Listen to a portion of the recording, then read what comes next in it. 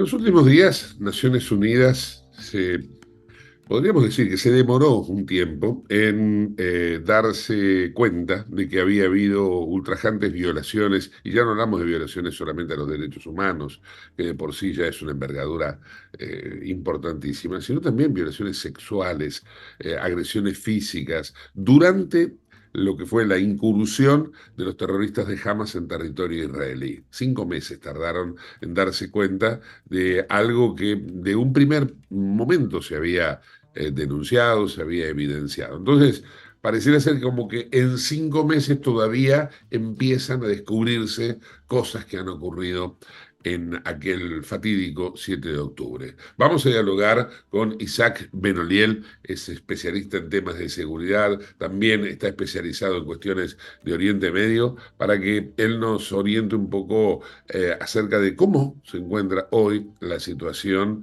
en Israel y en Gaza. Isaac, ¿cómo estás?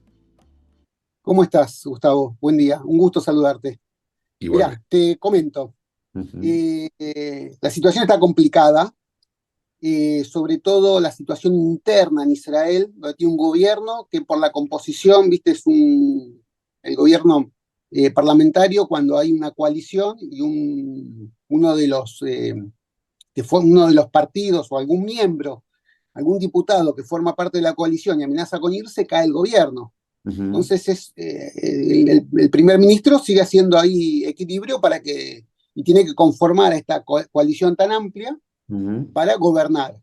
Eh, Militarmente, Israel ya consiguió lo que quería, está a punto de terminar la guerra en Gaza, hizo una limpieza muy, muy importante, y los críticos de Netanyahu lo que le critican justamente es que políticamente está perdiendo, que desde mi punto de vista es muy difícil de ganar políticamente la guerra, porque cuanto mayor destrucción haya en Gaza, cuanto más civiles mueran, mayor es el logro político que tiene Hamas. Vos fíjate que ellos se presentan como los grandes vencedores. Vos decís, ¿pero qué ganaron? Bueno, Son las eh, víctimas. están, están pensando en el día después cómo salir a recolectar plata para la reconstrucción, y me decía un oficial del ejército israelí que una de las mayores preocupaciones de ellos es que no haya bajas civiles, que es lo que necesitan para seguir promocionando, eh, para seguir vendiendo la lástima. Claro, convertirse o fortalecerse en el rol de víctimas.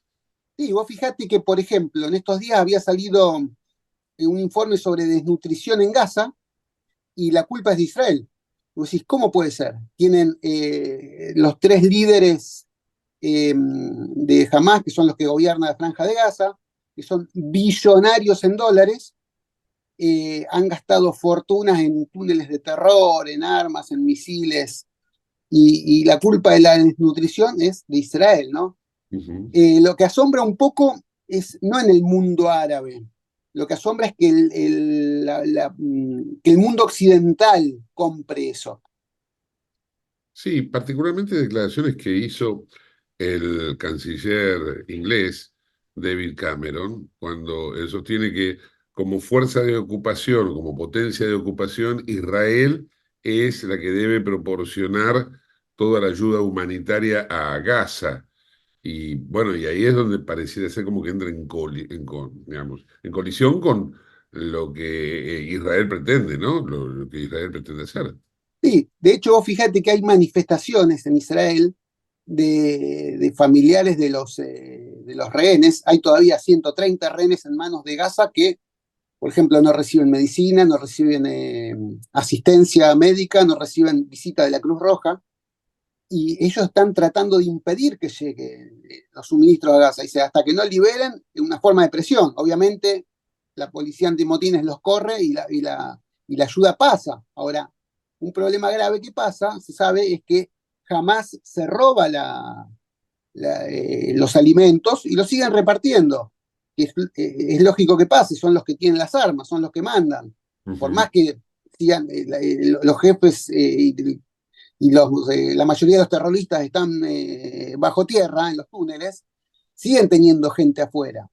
Ahora, por ejemplo, algo que escuché muy interesante es, imagínate si Anthony Blinken de la Segunda Guerra Mundial, que no sé cómo se llamaría, el secretario de Estado, hubiera llamado al general Montgomery o al general Patton o alguno de los que manejaban la ofensiva en Europa para decirle, general, vamos a frenar por 2 o 3 semanas para hacer un corredor de ayuda humanitaria para que lleguen alimentos. Y nadie duda que los civiles se llevaron la peor parte, ¿no? Desgraciadamente, ya sea en Alemania, en Japón, pero tampoco nadie duda quién empezó la agresión. Sí, claramente. La posibilidad de una tregua, así está establecido en términos globales, ¿no? ¿Existe o no? Esto que vos mencionaste, los 130 rehenes que aún continúan en cautiverio, eh, ¿son la moneda de cambio para establecer una tregua o existe la posibilidad de que la tregua avance a pesar de ello?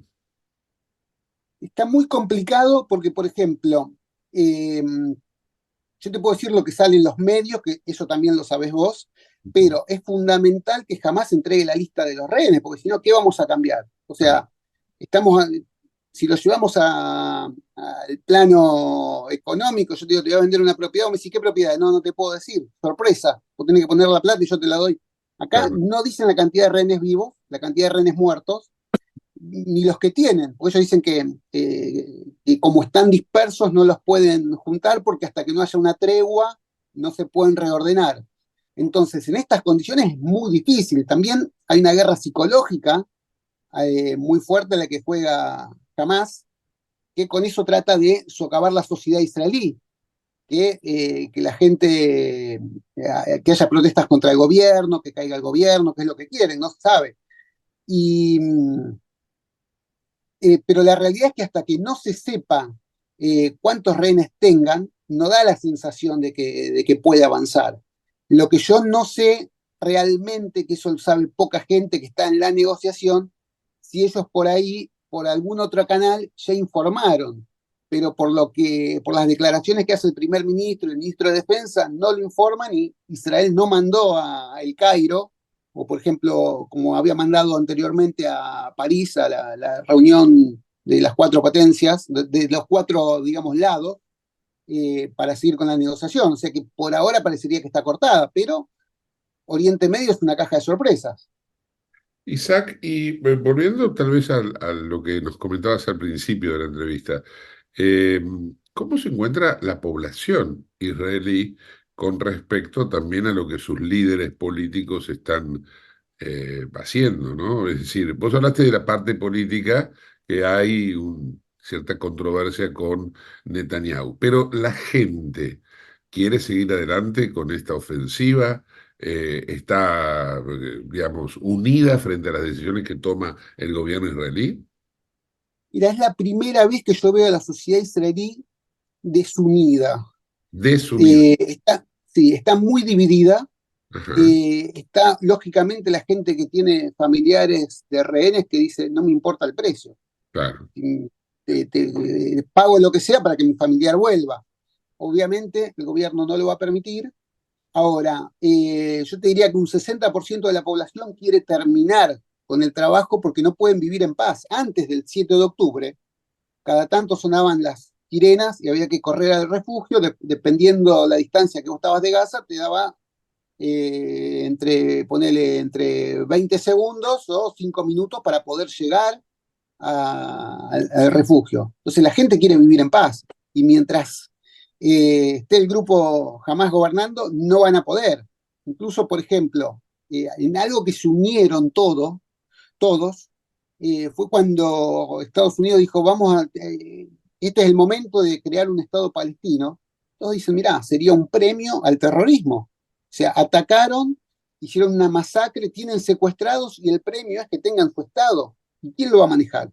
O sea, estos experimentos no han salido bien. Ya lo vimos, por ejemplo, eh, Barack Obama, cuando vio las primeras, lo que se llamó la primavera árabe, decidió que tenían que elegir sus gobernantes en Egipto. Y quienes Sí. subieron, ganaron democráticamente, los hermanos musulmanes, que es la rama egipcia de Hamas. y el experimento no terminó bien. De hecho, después el actual presidente, que es un militar que se llama Al-Sisi, derrocó a los hermanos musulmanes y ahora hay cierto equilibrio. Pero cuando quieren imponer la lógica de Medio Oriente, la lógica de Occidente en Medio Oriente, el experimento no sale bien. Sí, es complicado, es complicado.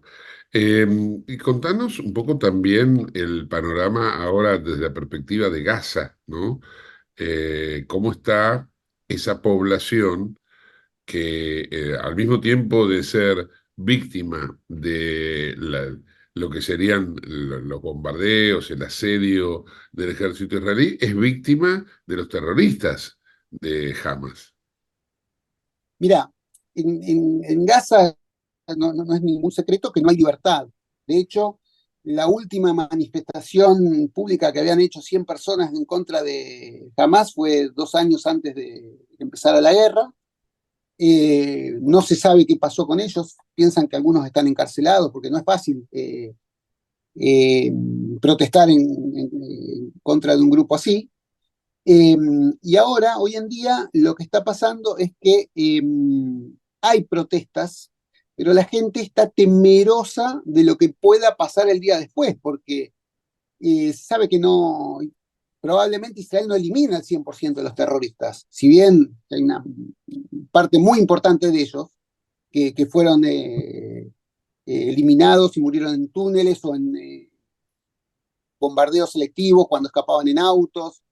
El pueblo tiene miedo. Ahora, yo he visto infinidad de videos con ciudadanos gazetíes protestando en contra de Gaza. Y algo muy raro, diciendo que prefieren al ejército israelí antes que a Hamas. O sea, todos sabemos que Hamas les saca impuestos muy importantes que no vuelven al pueblo, Ujú, que te roba la comida. Eh, Vos fíjate que ellos tienen la UNRWA, que es la Agencia para los Refugiados Palestinos. Es una cosa muy extraña porque la ONU tiene dos agencias, una para todo el mundo y otra que es la UNRWA, que es solamente para los refugiados palestinos. Y reciben millones y millones de dólares, muchísimos, al igual que reciben los líderes por donaciones, y no llega al pueblo. Es uno de los lugares más pobres, con los dirigentes más ricos del mundo, donde las diferencias de clases sociales son muy, muy amplias. ujú. Entonces, la gente ya se está dando cuenta que necesitarían un cambio, quieren un cambio, pero no es fácil hablar ahí. Claro, sí, sí, seguramente. Te pregunto un poco, ya para cerrar la charla, sobre el panorama que queda después de todo estos 5 meses de, digamos, de conflicto bélico abierto, ¿no? Digamos, tenemos ahora un Hezbollah más reforzado, se me ocurre, y con mucha más presencia. Los hutíes son los de Yemen, ¿no? Los hutíes que aparecen en una escena absolutamente violenta y que se plantan de una manera dominante también contra las potencias occidentales. La yihad islámica que vuelve a reverdecer. Digo, ya no es solamente Hamas el, el demonio que por allí está vivito y coleando, sino que reverdecen estas posiciones también muy radicalizadas. Sí, acá va a haber que esperar y ver qué pasa. Algo fundamental van a ser las elecciones en Estados Unidos. Una cosa va a ser un panorama si gana Donald Trump y otro panorama si gana Joe Biden. Muchos incluso ven que la debilidad de Estados Unidos fortaleció a Irán, porque Hezbollah es Irán, Hamas y la Jihad Islámica que están en Gaza es Irán, y los hutíes del Yemen también son Irán. Ujú. Lo insólito es que el mundo no reaccione ante eso, ¿no? Eh, Fíjate que, bueno, está muy fogoneado y bancado por algunas grandes cadenas de noticias internacionales. Por eso mucha gente, lo que hablábamos la vez pasada, cree un montón de un relato que contaba que antes de Israel había un Estado palestino floreciente que se destruyó y ahí se construyó Israel. Eso no es así, ¿no? Eso se sabe. Antes de Israel estaba el mandato británico y antes del mandato británico estaba el Imperio Otomano y nunca existió ahí un Estado palestino. Ahora, es muy complejo lo que puede llegar a pasar. Eh, Gracias a la ayuda de Estados Unidos, creo que Hezbollah no entró directamente en la contienda. Entonces, hay un status quo que tiran y te devuelvo, y obviamente gran parte del Líbano no está de acuerdo y saben que son rehenes, o sea, se les metió en la casa un grupo terrorista. No es lindo que tu casa, ¿entendés? No sé, aunque se la alquiles, que se te meta un narco, porque vos sabés lo que puede llegar a pasar. Y Ujú. ya no es la primera vez que pasa. Un analista me decía, mira, tengo la bola de cristal y te puedo decir que, lo decía en broma, ¿no? Obviamente, que se va a armar igual que en Gaza, se puede llegar a armar igual que en Gaza, y Israel va a responder. Y obviamente lo que sufre por ahí es los daños colaterales, el habitante del Líbano. Ellos quieren trabajar, ¿no? Se les metió Hezbollah y desde ahí manejan. Pero vos fíjate la hipocresía del mundo, estoy mezclando un poco los temas, pero en Irán, por ejemplo, estaba el año pasado hubo casi 900 ejecuciones, donde muchísimos delitos graves, como por ejemplo la homosexualidad, que es un delito grave, ¿no? Sí. No le permiten tener un abogado, no opinan, no dicen nada. Sin embargo, Irán presiona para que sigan condenando a Israel porque se defiende. Israel debe ser el único país del mundo que lo dejan defenderse, pelear con una mano atada a la espalda, una cosa insólita. El único país que le dicen, bueno, ganás la guerra y después vemos cuántos días tenemos para que te retires del territorio. Israel no se quiere quedar ahí, lo único que pretende, de hecho, Israel se había retirado en el año 2005 en forma unilateral, y lo que pretende ahora es retirarse de vuelta y que no sigan armándose. Sigue estando en la carta fundacional tanto de Hamas como de la autoridad palestina la destrucción de Israel, ¿no? Una cosa, y con esta gente, entre comillas, es que le quieren obligar a Israel a hacer la paz, ¿no? Donde dice, una de las partes dice, sí, yo quiero hacer la paz y vos que querés, yo te quiero destruir, te voy a destruir. Ustedes no tienen derecho a poner un pie en esta tierra. Claramente, claramente. Isaac, te agradezco muchísimo este contacto y estos minutos de diálogo para entender un poco qué está pasando hoy en día en Oriente Medio. Un gusto hablar con vos. Te mando un fuerte abrazo. Isaac Benoliel en el ojo de la tormenta.